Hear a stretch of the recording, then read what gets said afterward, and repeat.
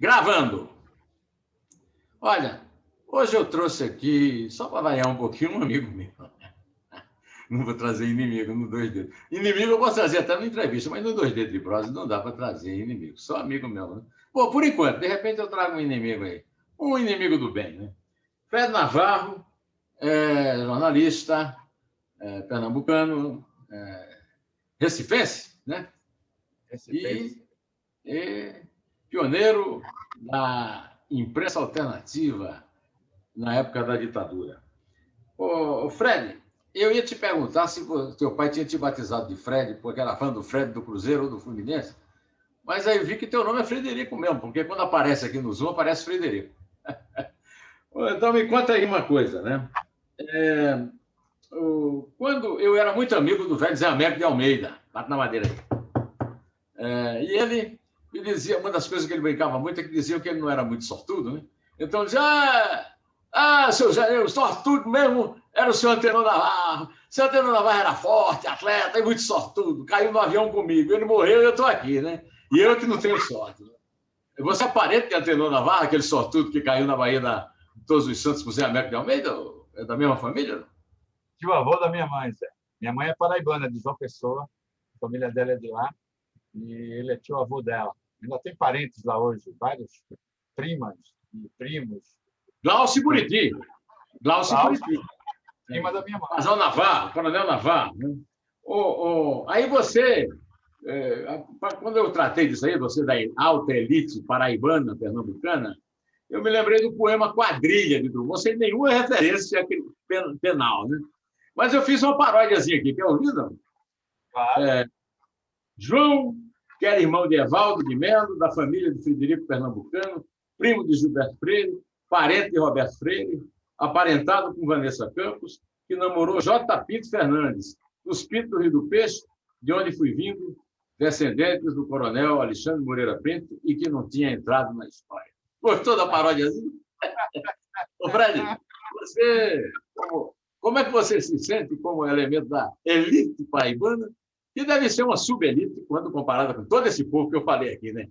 Cabral de Melo, Freire, Cavalcante de Albuquerque. Esqueci aqui do Paulinho, Zé Paulinho Cavalcante Filho, seu amigo, meu amigo. Nossa, amigo. Você se sente assim, vice-elite, sub-elite ou não? Não, Zé. Na verdade, eu sou de classe média do Recife. Eu nunca fui da elite do Recife. Nasci em Campo Grande, na divisa com Olinda, um bairro de classe média. Não nasci em Boa Viagem, não nasci em Casa Forte, não nasci em Apipux. Não tenho esse sangue nobre pernambucano, não. Minha origem vem do Ceará, vem da Paraíba. Meu pai era um caboclo do interior de Pernambuco.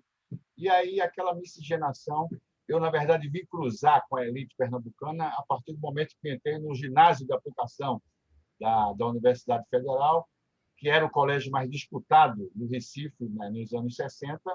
E só para você ter ideia, eu fiz um exame de admissão para entrar no ginásio de aplicação com 183 candidatos para 30 vagas. Já tinha um vestibular naquela época para entrar. E quem entrava era a elite pernambucana. Foi lá que eu estudei com o irmão de Zé Paulo, né, com o Zeca, que é advogado, Zé Roberto. E esses sobrenomes ilustres todos do Recife, eu fui conhecer no ginásio de aplicação e depois na minha vida universitária e política do Recife. Zé. Ô, Fred, aí é o seguinte, eu nasci numa cidade que hoje chama de Uiraúna, era Belém do Arrojado. Era distrito de, sabe que cidade na Paraíba? Antenor Navarro. Só que simplesmente mudaram o nome de volta para São João do Rio do Peixe. E agora tem uma briga lá, dizem que eu sou São Joanense, que eu sou o iraunense, aí eu digo, eu sou de Antenor Navarro, primo do meu amigo, aliás, bisavô, né? Bisavô do meu amigo Fred Navarro. Ô, Fred... Você e Erundina. Olha, a Erundina é mais popular do que nós ainda. Escuta aqui, ó, você começou ainda menino, praticamente, na imprensa. Você começou como correspondente do jornal alternativo Movimento, na época da ditadura militar. Eu considero a imprensa alternativa, normalmente de esquerda, como era o caso, muito embora que o movimento fosse mais democrático do que os outros mais comunistas, né? Era o jornal do Sejão, é isso? Sejão, Gaspar era a opinião, né? Mas o movimento tinha O Zé Gaspar era uma opinião. O movimento era um frentão, Zé. Tinha Tibério Canuto, aqui em São Paulo, tinha Raimundo Pereira, que tinha saído da Veja, né? Grandes, Clodomiro Braga, muito tempo foi do movimento, e, inclusive, era uma experiência muito nova, porque o próprio conselho editorial do movimento ele era rotativo, porque, de vez em quando, alguns eram presos e tinham que trocar por outros. Mas foi um jornal com uma bela história de resistência, né? Junto com o Opinião e o Pasquim, naquela época, de resistência democrática à ditadura. Opinião, que era o jornal do Serjão, que depois virava os Tucanos. Agora, você citou aí um grande jornalista, né? Um grande repórter, Raimundo Rodrigues Pereira, foi repórter da Veja, um grande repórter, que está aqui no meu... Aliás, a galeria de icônicos, esse icônico aqui é da Isabel, né, meu? Minha mulher é doutora em História Econômica da USP, isso aqui é o Marc Bloch, grande historiador, né? O outro é uma gravura minha com ela e do Ciro Fernandes, que é lá de Uiraúna, ex-município de Antenor Navarro. Você não sente falta de uma imprensa semelhante à imprensa alternativa que derrubou a ditadura para derrubar hoje o capitão sem noção, falsamente democrata, que presta serviço atualmente ao novo coronel do vírus, Jair Messias Bolsonaro? Será que tinha espaço para a leitura da imprensa alternativa, já que ele já esculhamba a imprensa normal mesmo? Pois é, eu acho que não. Primeiro porque o brasileiro está lendo menos do que nunca, jornal inclusive. Aqui no meu prédio que eu moro, no Itaim, 10 anos atrás, quando chegava de manhã cedo o Estadão e a Folha para os assinantes, era uma pilha de 2 metros de jornal, Zé. Agora tem 7 ou 8 que continuam assinando o jornal impresso. Todo mundo migrou para o celular, migrou para a versão da internet. Então, se as pessoas estão... Aí você vê a tiragem das revistas, da Veja, da Isto É, a Folha de São Paulo, a tiragem impressa está em linha direta para o fundo do poço. Então, não acho que haja uma geração como aquela nossa, que crescia lendo clássicos, que crescia lendo os grandes autores nacionais e estrangeiros, e que tinha toda uma tradição, né, de ler jornais. Eu me alfabetizei lendo jornal, antes da escola. Minha mãe me pegava, lia o jornal comigo, entendeu? Diário de Pernambuco ou Jornal do Comércio? Os dois. Como é que se chama? Sua mãe, como é que se chama? Terezinha Navarro, Maria Terezinha Navarro. Maria Terezinha Navarro. E teu pai? Meu pai, Rui do Rego Pires. Meu pai já faleceu há tempos. Minha mãe está viva, com 89 anos, resistindo à Covid. Que Deus a mantenha. Obrigado. A minha também está, mas está com Alzheimer numa clínica. Fred, depois que você largou a imprensa alternativa, você partiu para essa aventura. E eu vou lhe contar um negócio. Eu tenho uma verdadeira ojeriza a livro de causos no interior e livro de glossários. Glossários, como se fala no Rio do Peixe, como se fala no Piancó e tal. E você, em 1998, apareceu com um livro sério, um glossário sério, com um título assim, bastante chamativo. Assim Falava Lampião. Como é que você convive, como é que você lidou com essa coisa grotesca que são as gráficas praticamente clandestinas que lançam a todo momento? Toda vida que eu vou a Paraíba, eu volto com um excesso de bagagem de livro ruim, com causos e glossários. Como é que você conseguiu fazer uma coisa séria?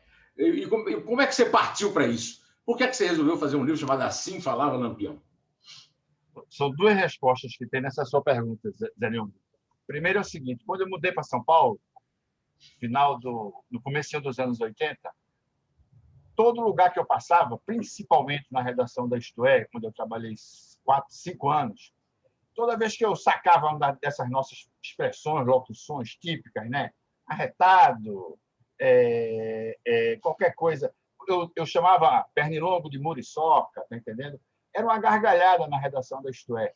Eles entendiam o que eu dizia. Eu dizia assim, na hora do fechamento da revista, 3 horas da manhã, Vocês não estão vendo que essa coluna está troncha? Aí aquela gargalhada, porque ninguém usa troncho em São Paulo, só nordestino, eu acho. Aqui as pessoas usam torto. A coluna está torta, ninguém fala que ela está troncha. Então, eu comecei, Zé, a anotar nos pedacinhos de papel, juro a você, essas palavras, quando todo mundo dava uma gargalhada, eu anotava, porque eu via que ali havia um desconhecimento. Não era exatamente um preconceito, era um desconhecimento linguístico do que aquelas palavras significavam para a nossa região. E aí, um belo dia, eu tinha uma gaveta cheia de pedaços de papel, Zé, e decidi que era hora de sistematizar. E me utilizei, Zé, já que eu não sou acadêmico, né, minha formação é de jornalista, nunca estudei letras, linguística, lexicografia, nada. Eu usei métodos jornalísticos, Zé, de cruzar informação, de checar fontes, de ir atrás, de viajar ao sertão de Pernambuco, da Paraíba, do Ceará, com gravador, entendeu? Ligado. Eu ia no barzinho, no boteco, pedia uma Coca-Cola e uma cachaça, e, ao mesmo tempo, ficava gravando o que o atendente dizia. Então, a diferença que há desses glossários para o meu livro chama-se pesquisa. Eu levei 4 anos ou 5 para fazer aquela primeira versão do Assim Falava Lampião, e a última edição do Dicionário do Nordeste, que eu lancei impressa em 2013, ela já tinha mais de 10.000 palavras e locuções, ao longo de 11, 12 anos de trabalho. Qualquer desses caras que faz glossário, ele senta, em 15 dias ele faz aquilo. Ele acha que o que fala na Paraíba é só de lá, quando no Ceará ali junto também fala, em Alagoas e na Bahia também fala. Então, eu fui atrás do rastreamento dessas expressões, saber exatamente se ela tinha origem nordestina ou não, se ela foi importada. Tem um verbo que a gente usa muito, Zé, que é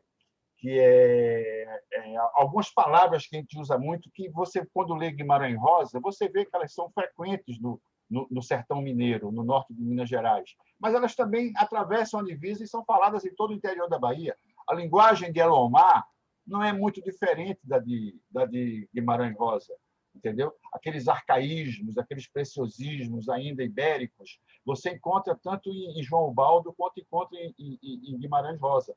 Tanto que eu tomei a liberdade de incluir Guimarães Rosa nos autores que eu cito no meu dicionário, porque, apesar de não ser nordestino, o sertão de Minas é nordestino. Quem já atravessou aquela divisa a terceira margem do rio, como falava Nelson Pereira dos Santos, sabe que é uma imbricação muito grande, né? Então, há termos e termos que, ao contrário, são bem nordestinos. Eu vou te dar o exemplo de dar um toque. Dar um toque, todo mundo acha que é gíria carioca. Não, você vai lá e dá um toque para a pessoa. Está registrado na Bagaceira, de Zé Américo de Almeida, em 1922, Pirunga, o sertanejo lá do Brejo, né, ele fala mais de uma vez, preciso dar um toque para ele, quer dizer, e você vê que essa expressão ela migrou para o sul, para o sudeste, e hoje em dia você acha que dá um toque, mas ela está registrada em 1922 e certamente, com certeza, essa origem é nordestina e mais certamente ainda paraibana. Há 2 anos eu fui convidado para fazer uma palestra a respeito do João Guimarães Rosa, uma efeméride lá dele, na Academia Brasileira de Letras, abrindo o ano cultural. E eu tive uma experiência muito interessante. Estávamos querendo engravidar, a Isabel ia a um consultório médico uma vez a cada mês tomar uma poção lá para se livrar de uma trombofilia, e eu comecei a ler para ela O Grande Sertão Veredas, que eu li quando tinha 16 anos, em Campina Grande. Depois fui relendo aos tropeções. Li um pedaço ali, ouvi o Lima Duarte dizer na TV, li outra lá, e resolvi ler para ela.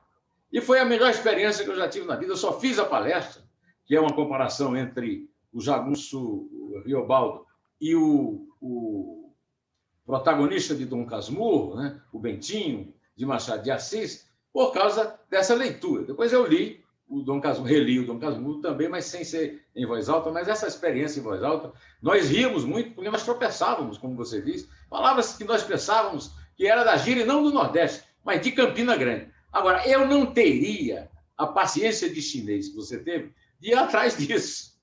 Quer dizer, muita gente vive me pedindo para escrever livros de casos, livros engraçados, de casos engraçados, e eu não conto porque eu não quero cair naquela vala comum dos livros que eu trago da Paraíba, e não trago mais, já jogo direto no lixo, né? Então, essa descoberta aí que você fez é uma coisa que exige uma paciência, uma cuidade, uma curiosidade, uma atenção muito grande. Como é que você consegue isso? Como é que você consegue isso morando com uma menina que acaba de completar 18 anos e uma mulher, agora na quarentena, sem poder ter empregado para cozinhar e tal? Como é que você consegue essa atenção, essa curiosidade e essa... Aliás, eu fui muito amigo do Zé Américo de Almeida. Eu tinha 20 e poucos anos, ele tinha 90, né? Mas fomos amicíssimos, frequentei a casa dele na praia, tenho histórias ótimas a contar dele. E essa dá o toque, eu li a Bagaceira quando eu era menino, nunca reli, estou sabendo agora. Para você ver, né? Zé, isso tem uma história antiga. Meu pai, quando era menino, ele era comerciante e foi presidente do SESC, em Pernambuco, durante vários anos. Presidente, vice, diretor, aquela coisa, né? Mudava de cargo, mas continuava lá.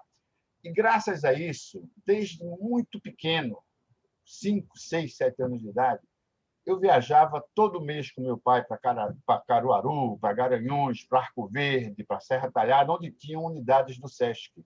E ele tinha atividades para desenvolver como diretor da entidade. E, é claro, meu pai já era um senhor, ele me largava, ficava lá com os correligionários, com os amigos, fazendo aquela política, aquela coisa do SESC, e eu ficava ao Deus dará, ou seja, começava a bater perna sozinho. Eu me lembro que em Garanhuns tinha um parque enorme chamado Pau Pombo, ao lado do SESC de Garanhuns, e meu pai ficava nas atividades dele, eu entrava naquele parque, que era muito grande, Zé, e começava a conversar com o pipoqueiro, começava a conversar com o vendedor de algodão doce, o vendedor de cocada japonesa, que é de doce japonês. Então, eu comecei a me familiarizar e a sentir uma verdadeira paixão por aquela linguagem que era muito diferente da minha vida de classe média do Recife, dos colégios que eu frequentava, né, dos meus amigos de brincadeira. E depois, quando descobri Graciliano, já na adolescência, aí foi aquela paixão irreversível. E depois João Cabral. Quer dizer, foi uma sequência de... João Cabral, se você olhar direitinho, ele é um irmão gêmeo de Graciliano, que um faz na prosa, o outro faz na poesia. A linguagem seca, contida, né? Tirando o emocional que tem de exagero, o romantismo que tem, que vai nublar a frase, que vai nublar o verso ou a oração. Esse rigor de João Cabral e de Graciliano me influenciaram bastante a minha adolescência inteira. Quando eu entro na faculdade, vou fazer jornalismo na Unicamp, em Recife, eu vi que aquele rigor que eles usavam na poesia e na literatura era obrigatório para um jornalista. É impossível você ser um jornalista que mereça esse nome se não for extremamente rigoroso no texto, na revisão, na busca, na procura, na checagem dos dados, né? E aí eu consegui, ao lado das minhas atividades profissionais em São Paulo, tive 2 empresas de assessoria de comunicação aqui, nos anos 90, começo dos anos 2000, e, na paralela, no tempo sobrando, nas horas vagas, eu fazia esse trabalho até 2, 3 horas da manhã, aí tinha que acordar às 8 para trabalhar, mas era uma empolgação, Zé. Se não fosse a minha paixão por esse assunto, por essas palavras, por essas locuções, eu não teria conseguido, não. Porque os dicionários de baianês, paraibês, pernambuquês, piauiês, que você conhece, esses pequenininhos, eles têm uma coisa engraçada. 2/3 dos termos são comuns. O cara no Piauí acha que só se fala aquilo no Piauí, que na Bahia metade fala aquilo. Ele não pesquisou. Uma pesquisa mínima, ele teria visto que aqueles termos não são exclusivos dali. Eles são falados em mais de uma unidade, mesmo que, às vezes, eles tenham origem. Por exemplo, ninguém na Paraíba fala meu rei, né? Nem em Pernambuco. Quem fala meu rei é baiano, né? Então, tem essas coisas. Boizinha. Boizinha é uma palavra, Zé, que foi criada no Pina, no Recife, na soparia, nos bares do Pina, entendeu? Você em Recife, boizinha significa adolescente, lolita. Qualquer adolescente, eles chamam de boizinha. Aí você vê, é uma palavra inglesa, masculina, que quando chega no Recife, ela vira feminino, entendeu? Muda o gênero da palavra. Isso é o que Manuel Bandeira falava, né? As palavras inventadas na boca do povo, na língua errada do povo, né, Zé? Na língua certa do povo.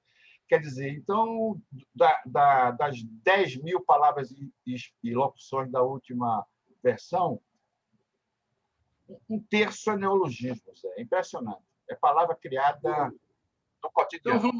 vamos para a palavra fonética. Eu agora vou te pegar. Assim falava Lampião. Lampião falava fino, Fred Navarro.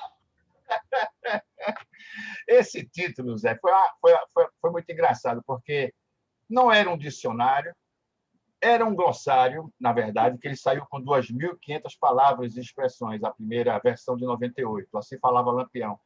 E eu fiquei, junto com os dois editores da Estação Liberdade, durante 2 meses, batendo cabeça, o livro pronto, e a gente não conseguia fechar um título. Aí, um belo dia, relendo Nietzsche aqui em casa, eu lembrei de Zaratustra, entendeu? E aí sugeri e eles gostaram. Na hora. É um título mais comercial, não sei o quê, e ficou. Mas, obviamente, que Lampião não falava daquele jeito. No livro tem 1.500 palavras litorâneas que Lampião não falava, não era do vocabulário dele, né? O vocabulário dele era extremamente do sertão mesmo, de Alagoas, de Pernambuco e da Bahia. Então, Mas você falava fino ou não falava fino? ele gostava de um perfume, disse eu sei. Você viu o Baile Perfumado, aquele filme lá do o Lírio. Você vê, ele vinha clandestino para o porto do Recife, quando chegava navio da Europa, para comprar uísque para ele e para o bando e perfume francês. Mas isso quer dizer que fala fino? Eu uso perfume francês e não falo fino. Que história é essa? Sei não. Eu sei que Lampião era meio esquisito, né? Ninguém sabe direito o que se passava naquelas moitas, né, Zé? Olha aqui. Em 2.500 palavras, né? Primeira edição, 1998, selecionado entre os 10 finalistas na categoria reportagem. Não é uma reportagem, mas tudo bem. É uma grande reportagem, né? No Prêmio Jabuti da Câmara Brasileira do Livro, em 1998. E aí, naquela época, era muito popular, não sei onde anda, o professor Pasquale Cipro Neto, que era o colunista da Folha e também da TV Cultura, Nossa Língua Portuguesa. E ele escreveu a respeito do seu livro, dizendo o seguinte, que este livro seja o começo de um caminho profundo. Se estivéssemos em um país mais sério e mais preocupado com a língua que fala, Fred Navarro seria retirado do mundo pesquisando em que ele vive e colocado numa redoma para ficar pesquisando. E a sociedade depois agradeceria. Olha, Fred, o meu amigo Achê Basílio, que está lá em Moscou, descobriu um poema do Joseph Brodis que se chama Nunca Saia do Seu Quarto. Será que o Pasquale Cipro Neto estava prevendo essa pandemia em que nós estamos metidos, eu aqui na minha casa e você na sua? E você está pesquisando por causa da pandemia? Ou a palavra do Pasquale Cipro não é tão profética quanto a do Joseph Brodis, poeta russo? Continuo pesquisando, Zé. Tanto que houve acertos, né, nas revisões que eu fiz posteriores da edição de 2013, houve vários acertos, né? Palavras saíram, outras entraram. É uma pesquisa. Zé, eu entro no avião quando vou para o Recife visitar minha família. Juro a você. Quando ia? A última vez que eu fui foi em julho de 2019.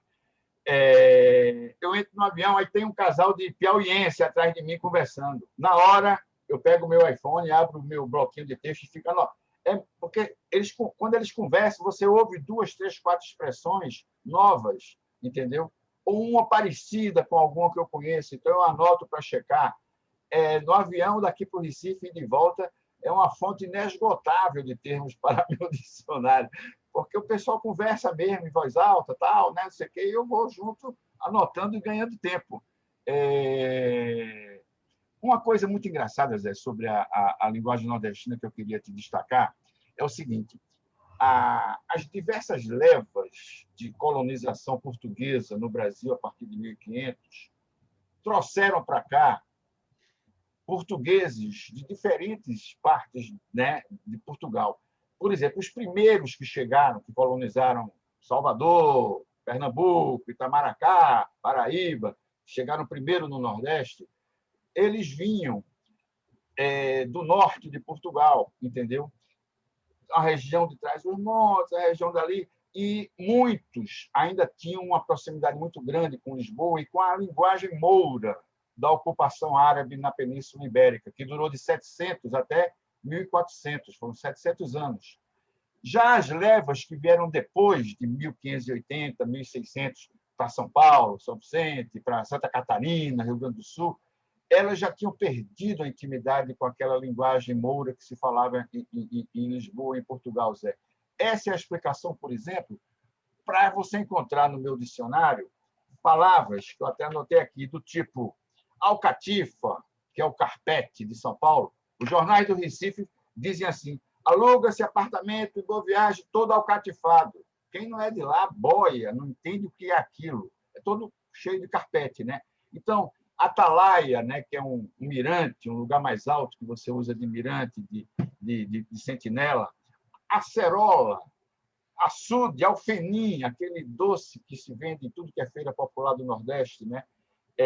A própria palavra ciranda, ela tem origem árabe. Então, você vê que são palavras que não são faladas. Nunca vi um gaúcho ou um paranaense falar em alfenim ou falar em atalaia, entendeu? Eles podem conhecer se eles leram o Aurélio ou o Goiás, mas houve uma... E essas palavras, à medida em que a colonização se interiorizava, saía do Recife, saía de João Pessoa, ia para o interior, essas palavras iam ficando protegidas, entendeu? Até hoje você ouve no sertão termos que você só encontra em Camões, nos trovadores, né, portugueses do 1400. Você ainda ouve, como Elomar. Elomar, se você pegar as letras de Elomar, o que ele deve ali a Lope de Vega, a Gil Vicente, entendeu? E a grandes trovadores portugueses, porque essa linguagem chegou e foi se interiorizando e ficou protegida e é falada até hoje. Então... Bom, ainda falando de assim falava Lampião, e você não me respondeu se falava Pina ou não, com muita saudade que eu cito aqui um texto de Carlos Haga, um grande crítico de literatura no Estadão, e ele escreveu: para impressionar a família durante a ceia, use uma das 2.500 palavras e expressões nordestinas contidas em Assim Falava Lampião, de Fred Navarro, um glossário que mostra a ignorância linguística das novelas. Ele aproveitou para dar uma lambada na televisão, né? Está acostumado a ver sertanejo com sotaque do Leblon, não dá, né? Não, mas considerando que tem muita novela, por exemplo, Gabriela, adaptação do Walter Jorge Durst, do romance famoso de Jorge Amado, que popularizaram muitas expressões que estão no seu dicionário do Nordeste. Mas vamos falar do dicionário do Nordeste daqui a pouco, né? Você percebeu essa invasão de palavras de Assim Falava Lampião nas novelas de televisão de sucesso, a época em que o livro foi lançado? Não. Acho que a Globo tem um departamento de linguística, né, que ela auxilia os atores a pegar esse sotaque de todas essas novelas regionais. E eles pegam, obviamente, eles aprendem. Atores são bons de aprender sotaque. Mas eu acho irreal. Eu não acompanho novelas há algum tempo, Zé. Mas acho irreal quando eu vejo aquelas morenas típicas de Ipanema e de Copacabana falando igual a Maria Bonita, entendeu? Não cola a imagem. A régua! Não é? Você vê sei lá, digamos aí, não sei, essas atrizes famosas, mais recentes, Bruna Marquezine dando uma de Soledade, entendeu? De Maria Bonita, quer dizer, ou daquelas cangaceiras de Lampião.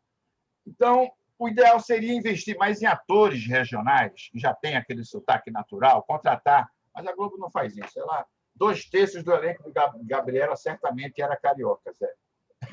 Escuta, você também foi assunto do Pedro Bial. Pedro Bial, na Globo News, falou do seu livro, né? Poesia, invenção, subversão da linguagem estabelecida, neologismos, a fundação diária de uma língua viva em movimento. Não estou falando de nenhum romance joyciano ou de um novo poeta revolucionário. Estou falando e Assim Falava Lampião, o Dicionário de Palavras e Expressões Nordestinas, de Fred Navarro. Você acha que você está mais para James Joyce, como diz aqui o Pedro Bial, ou mais para o oposto dele, Jorge Luis Borges, quando você faz os seus dicionários, Assim Falava Lampião e o Dicionário do Nordeste, hein? Zé, olha, nenhum nem outro. Eu juro a você que meus mentores intelectuais para escrever as 3 versões que existem no dicionário foram Câmara Cascudo, Pereira da Costa e Horácio de Almeida, os 3 maiores pesquisadores que tem da língua portuguesa e do folclore, né, nacional.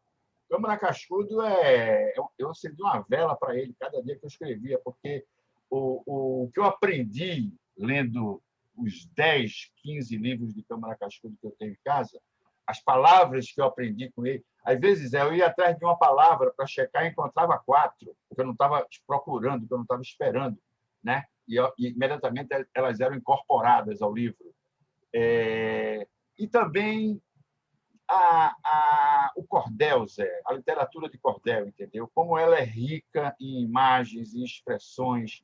Eu comparo alguns versos de cordel a verdadeiros haikais, entendeu? Na estrutura, na formação, na beleza. Você, quando pega Patativa do Assaré, quando pega os grandes cordelistas nordestinos, os grandes repentistas nordestinos, aquilo ali é uma fonte inesgotável de sabedoria linguística, entendeu? O que eles fazem, como eles usam, como eles modelam, como eles, né, estica, puxa daqui, puxa dali, e com uma particularidade muito grande, é que eu falei na minha entrevista para Pedro Bial. Metade dessas palavras e expressões, elas têm uma ligação muito forte do homem com a terra, com os animais, com a paisagem, com a chuva, com a seca, com a água, tá entendendo?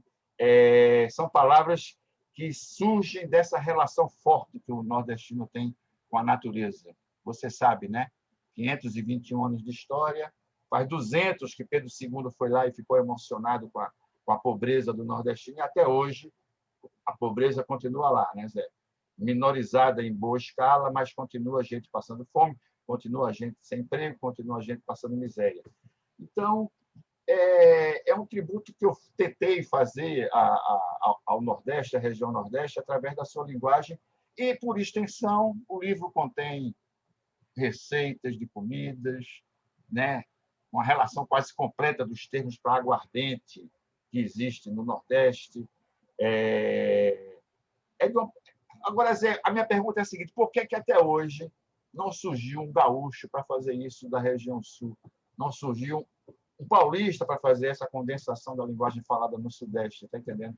É um trabalho isolado, porque nem nas academias, nem nos departamentos de letras e nem na imprensa surgiu alguém que fizesse isso que você disse, né? Que metesse as caras, sentasse na cadeira e enfrentasse o trabalho.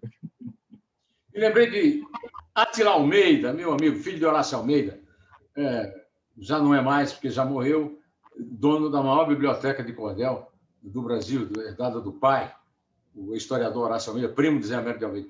Eu ia visitar o Átila e tinha um aviso: não pise nas minhas cobras. O jardim dele era cheio de cobras e ele estava preocupado não que as cobras me mordessem, ele estava preocupado que eu matasse alguma das cobras dele, né? E me lembro muito que eu muitas vezes conversei com ele sobre um verso pelo qual eu tenho grande admiração: o poder de Deus é grande, porém o mato é maior. Acho isso aí a suprema ironia com o divino Criador, né? Então, veja que é quase um haikai. E a Ruth, a mulher dele, que era pesquisadora da pedra, dos ideogramas da pedra do Ingá, lá na Paraíba, né? Você conheceu o Átila? Não, conheci não. Infelizmente não. Já estava exilado em São Paulo.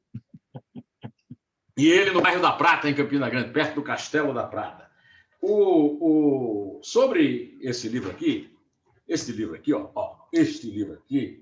é este aqui. Eu quero aqui citar uma frase de uma pessoa que não existe mais, mas que ficou para sempre, talvez o maior crítico literário que eu tenha conhecido na vida, Léo Gilson Ribeiro. Léo Gilson Ribeiro escreveu na revista Caros Amigos, em maio de 2004, A Inteligência Aguda. a riqueza vocabular ressoam das páginas desse amplo dicionário que vai do horror ao público, ao pudico, aos lances mais hilariantes do riquíssimo falar nordestino. Aliás, esse ótimo dicionário de Fred Navarro remete a obras que complementam a cultura brasileira e que nós, do Sudeste, estamos perdendo inutilmente. Ele aprofunda nosso conhecimento da imaginação marota, frequentemente indecente, do Nordeste em suas obras populares. O autor dá preciosas pistas para buscar a fome das histórias nordestinas nos altos medievais portugueses que deram origem às epopeias líricas de princesas e bruxos, de heróis destemidos da literatura oral nordestina. Vale realmente tentar essa leitura saborosa. Deus te ajude a nos ajudar, Léo Gilson Ribeiro. Gentileza, muita gentileza de Léo Gilson. Grande. Gentileza nenhuma, é tudo verdade. O Léo Gilson só escrevia, mas é verdadeiro. Não teve nada de gentil aqui. Foi a constatação da verdade. Vou citar outro aqui, tá? Evanildo Bechara, meu querido amigo, acadêmico, pernambucano, gramático, escreveu o prefácio, né, da edição mais, a última edição impressa, né? Essa aqui que eu mostrei para vocês aqui, do dicionário, né? O Evanildo Bichara mandou um recado aqui para você. Em obras de tal natureza, hão de faltar termos, e entre eles, muitas exceções gerais e regionais. Por isso, estas ficam à espera das permanentes achegas que a elas poderão vir do leitor atento. Alerta. Continua ouvindo, continua. Alerta que está sendo seguida à risca, conforme o seu Frederico Navarro. Já nos deu conta das suas viagens ao Recife, de gravadorzinho, cometendo gravações clandestinas de conversas privadas, hein, senhor? Eu vou denunciar você ao Ministério Público Federal. Mas qual é a novidade que você tem sobre esse dicionário do Nordeste? Qual é a novidade? Você tem uma novidade, você me disse que tinha, agora vai dizer. Novidade é que está saindo a edição pela Amazon, a edição Kindle, né, Zé? Revista ampliada, como sempre, agora com 12 mil palavras e locuções. Você vê que passou de 2.500 para 5.000, para 10.000 e agora 12. É um trabalho que não termina, Zé. Eu vou morrer e ele vai ficar para alguém continuar, se quiser, porque dentro de 10 dias, na passagem, na virada do mês, aí, lá para o dia 30, 31, começo de abril, já estou fazendo a editoração toda do texto, a Amazon disponibiliza um editor de texto. Não é 1º de abril, não, né? Não. Eu acho que até 30 de março está na Amazon. Comemorando a Revolução? Comemorando a quartelada, como se falava. O golpe militar. Olha aqui, eu sou devedor. Agora eu sou devedor por um motivo simples. O Jornal da Tarde, quando eu escrevi a época, que saiu, eu escrevi sobre o Dicionário do Nordeste. Só que o Jornal da Tarde só tem a edição impressa e eu não posso ir lá buscar, porque eu estou em quarentena. Não tem aqui a memória no computador. Né? Um dia desse, o Zé Sarney me mandou uma coletão de críticos sobre romances dele, e tem 2 textos meus escritos no Jornal da Tarde que eu não encontro no computador. E, por esse motivo, o Fred não encontrou o meu. Mas estou devendo e vou caprichar para entrar na edição virtual, embora não virtuosa, porque na linguagem popular nordestina não existe essa coisa de virtude, não. Né?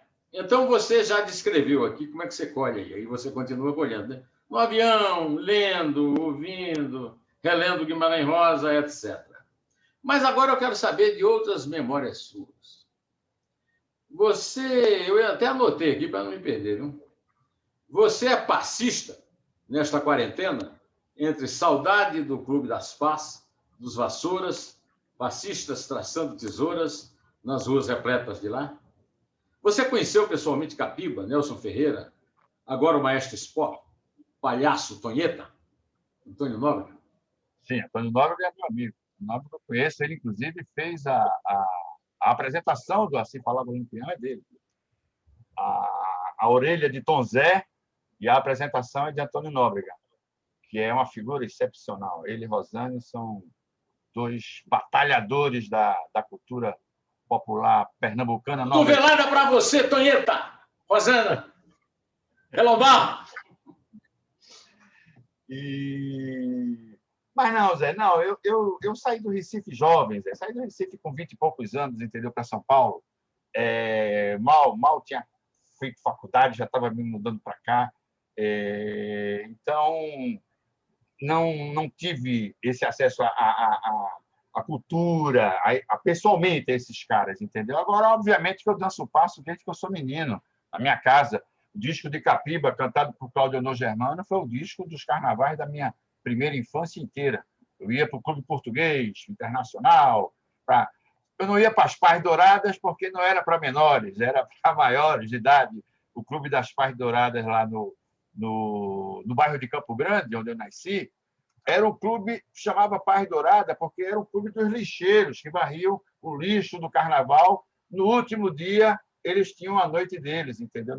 Da terça para quarta-feira. Mas Batutas de São José, né? Tudo isso falado na letra imortal de Antônio Maria. Não há quem nasça no Recife e Olinda, Zé. Se for uma pessoa normal, não tem como não ser passista. Assim como não tem como não ser os juízes.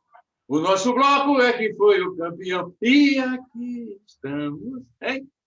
Você conhece sertanejo? Eu choro, cara, eu choro. O Tonheta já me fez chorar em público, cantando os Batutas de São José. Mas olha aqui, eu gosto também muito de futebol, viu? Mas antes de futebol, quero te contar o seguinte. Em 1967, você tinha 9 anos, é isso? 11. 11 anos, isso, 11. Eu tinha 16. Eu fui ao Teatro Popular do Nordeste, vi um show chamado... como é que é? Como é que chamava o show? Dois Violeiros. Era um show com Edir, depois virou Edir Star e Teca. Lá eu conheci o Carlos Fernando, que era o diretor musical, conheci o Marcelo Filizola, que tocava... Sim, Marcelo conhece. Conheci o Marcelo do Viola. Fernando Filizola e Marcelo do Quinteto Violado, Toinho do Quinteto Violado. Conheci tudo nessa noite. E conheci na entrada, eu era menor de idade, não podia entrar, e fui, e entrei, porque na entrada eu cruzei com Célia e Ariano Suassuna, Ledinha e Yarmilo Borba. E eu era muito amigo, sou muito amigo do Marco Vinícius de Andrade, que era amicíssimo de Yarmilo e de Ledinha. E eu falei, Ledinho, o Marquinhos se mandou o Marquinhos, como vai? Aí o Ariano me chamou assim num canto, né? E disse assim, você já ouviu a minha versão do hino do esporte? Desde então, eu virei esporte. Né? E fiquei fã, por exemplo, do Manga, que foi goleiro do esporte. E depois o meu amigo Paulo César Caju, agora, recentemente, escalou o Manga como o melhor goleiro da história do Brasil. Ele foi goleiro do Botafogo. Né? Mas eu me lembro, na verdade, de um time do Zé Paulo Cavalcante. Eu vi, um dos maiores jogos de futebol que eu vi na vida foi na Ilha do Retiro, Náutico e Cruzeiro do Liceu Lopes, 0-0, e do Tostão. O Náutico jogou, eu me lembro até hoje, com Lula, Gena, Mauro Fraga e Gilvan, Salomão e Ivan, Nado, Bita, Nina e Lala. Essa linha é um sete-sílabo perfeito, você sabe disso que é fã. E cordel, então, eu não me esqueço nunca. Sei que o Zé Paulinho é Náutico, que você é o quê? Esse Náutico que você citou aí foi heptacampeão pernambucano. Heptacampeão pernambucano. E você é Náutico?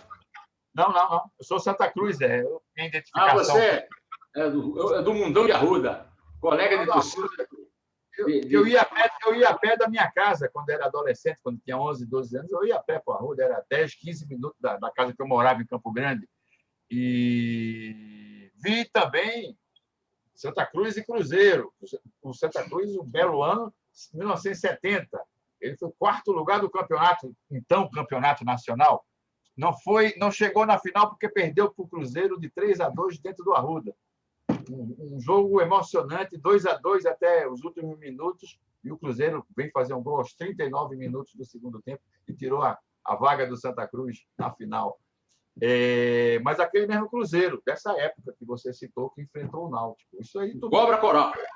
Estamos falando dos anos final dos anos 60, Eu vi 70. esse jogo deve ser um jogo de, se não me engano, 67. Não, 69, acho. Esse jogo do Cruzeiro. O Cruzeiro, eu não me lembro do time todo, né? Era Raul, Pedro Paulo, não me lembro do time todo. Eu sei que o meio de campo era maravilhoso. Zé Carlos e Diceu Lopes. E a linha Natal, Tostão, Evaldo e Hilton Oliveira. Pelo amor de Deus. Ganhou do Santos. E o Raul foi o grande goleiro da história do Flamengo, foi campeão do mundo. Pelé, você viu jogar Pelé, Zé? São Paulo, no Rio? Vi muito jogar Pelé. Eu não vi jogar Garrincha. Essa é a maior...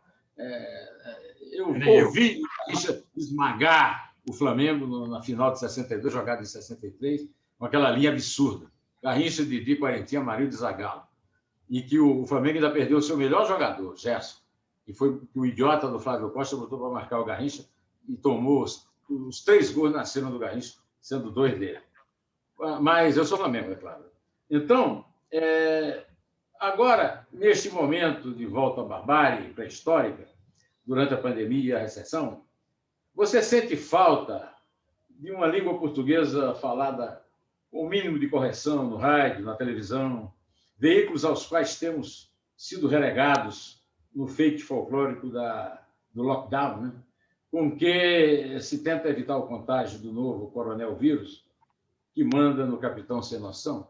Ou você não vê nada demais? Hoje não, anteontem, eu vi, por exemplo, o líder do governo dizer que é gratuito. As vacinas são gratuitas. Tá? E diz também que o governo tem feito muitos esforços. Um imbecil que eu conheço há séculos, que foi ministro da Saúde do Temer, o Ricardo Barros, e que continua mentindo, como sempre mentiu, mas agora com as eleições do Bolsonaro mente muito mais. Mas você convive de forma mais agressiva, assim como eu, por estar... eu estou, evidentemente, submetido ao português maravilhoso de Isabel, que me corrige. Mas o Arthur ainda está aprendendo para falar, para me corrigir. Mas no rádio e na TV, pelo amor de Deus, né? Você ainda sofre ou você já deixa passar? Zé, o empobrecimento é geral, Zé. Você vê isso nos textos dos jornais, nos artigos, muita coisa, na própria literatura brasileira. Quem surgiu de muito bom na literatura brasileira nos últimos 15, 20 anos? A gente procura, né? Cadê? Desde Rubens Fonseca, desde esses caras grandes. Surgiu muita gente nova, muita gente boa, não há dúvida, mas que tem aquela carga que você olha e diz assim, isso tem cheiro de clássico, isso tem cheiro, tem uma pegada de que está bem acima dos outros, bem acima da média. Eu não vejo isso em Bernardo Carvalho, sinceramente, em Nove Noites. Eu não vejo.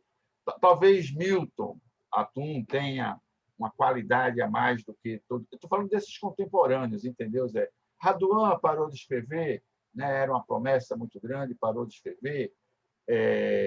Foi criar galinha e bode não sei onde, no interior de São Paulo. Então, eu vejo que o empobrecimento da linguagem na população ela se reflete na literatura, ela se reflete no cinema que a gente faz.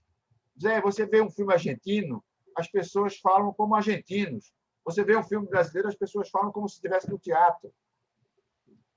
É uma coisa, uma impostação, entendeu? Uma artificialidade que está na interpretação e está na linguagem. Aquelas palavras, né? Cadê o teatro de Nelson Rodrigues, que as pessoas falavam como na vida real? Né? Cadê? Eu não vejo no teatro. A música popular brasileira, Zé, desde Chico, Caetano e Gil e aquela geração que já está toda acima da nossa idade, o que surgiu mesmo de excelente nos últimos 20 anos na música popular brasileira, Zé? Universitário, sertanejo, Chitãozinho, eu não tenho posição de princípio contra nada. Pelo contrário, eu sou um admirador profundo da cultura popular. Agora, a cultura popular de qualidade, né, Zé? Que explore universos, que explore a criatividade da nossa população, a cultura que ela faz, que é muito rica. Mas eu olho para o teatro, olho para o cinema, olho para a literatura, olho para todos os aspectos da vida cultural brasileira, para a imprensa, e o que eu vejo em relação ao que você está perguntando é um empobrecimento progressivo, entendeu, da linguagem falada e escrita. Deve ser sinal dos tempos, né? É o sinal do coronavírus. Olha aqui, eu estou sabendo, segundo me informou Isabel, que há alguns dias os senhores estão aí, o senhor e a dona Valéria estão aí convivendo com um ser humano maior de idade, dona do próprio nariz, que completou 18 anos e é cidadã brasileira. Como é você ver a tua filha, amada, muito querida, passar esse marco no momento em que ela não pode abraçar ninguém, ela não pode ir a Recife beijar a avó, que ela não pode beijar ninguém, ela não pode conviver com as colegas dentro das classes, ou nos clubes, ou nas festas. Como é essa experiência que ninguém sabe quando vai terminar, meu querido amigo Frederico Navarro? Zé, é como se fosse um aprendizado de guerra, né? Imagine que quando a guerra estoura, as pessoas não sabem o que fazer diante de uma guerra, mas terminam se adaptando. A gente se adapta. Minha filha tem a vantagem de já ter tido 17 anos, ela, inclusive, fez 18 anos semana passada, em plena pandemia. A pandemia começou no aniversário dela do ano passado, 14 de março, e fez um ano agora, e ela sem poder ver os amigos. Agora, pelo fato de ter já 18 anos, e a gente ter, ao longo desse tempo, investido muito nessa educação, nesse tratamento, nessa cultura, é suportável, Zé Neumann. O que é doloroso, sabe o que é? É o filho de 6 anos de um casal amigo meu que foi perguntar para o pai: papai, por que eu estou de castigo? Por que eu não posso sair e ver meus amiguinhos? Por que você me botou de castigo? Deve ser doloroso para um pai explicar isso para uma criança de 6 anos, né, Zé? Por que o outro, a filha, foi para a escola 2 meses o ano passado. No segundo mês, interrompeu a escola e até hoje não voltou. Ela teve um gostinho de sala de aula, de ver os amiguinhos, ter um professor, e, de repente, isso é retirado dela. Eu acho que o impacto maior do ponto de vista psicológico vai ser nas gerações menores, vai ser no pessoal mais pequeno, entendeu? Quem tem até 10 anos de idade deve estar tendo o dobro da dificuldade para enfrentar isso do que um adolescente de 16, 18 anos, que já tem uma certa maturidade, de uma certa forma. É lamentável, é um ano de experiência social reprimida, não é, Zé? Não é normal um adolescente ficar em casa trancado com pai e mãe durante um ano. Agora, não há o que fazer. Eu fico me perguntando em outras épocas, com outras pandemias, na peste negra, na gripe espanhola, as famílias tiveram que se adaptar, né, Zé? Todo mundo teve que dar uma resposta dentro da sua realidade. Então, nós fazemos aqui o possível. Nós jogamos o War, fazemos campeonato de dominó. Eu sou campeão internacional de dominó, graças à minha experiência pernambucana em Recife. No Recife, todo mundo joga dominó, Zé. Se disser que não joga, é mentiroso, entendeu?